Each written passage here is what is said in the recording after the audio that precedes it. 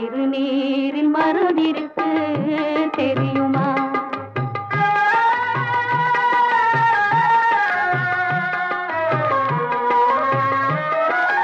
அருள்மணக்கும் ஐயனின் திருமருந்து, அருள்மணக்கும் ஐயனின் திருமருந்து, நல்ல அறிவு கண்ணை திறந்து வைக்கும் அருள்மருந்து. அருள்மணக்கும் ஐயனின் திருமருந்து, நல்ல அறிவு கண்ணை திறந்து வைக்கும் அருள்மருந்து.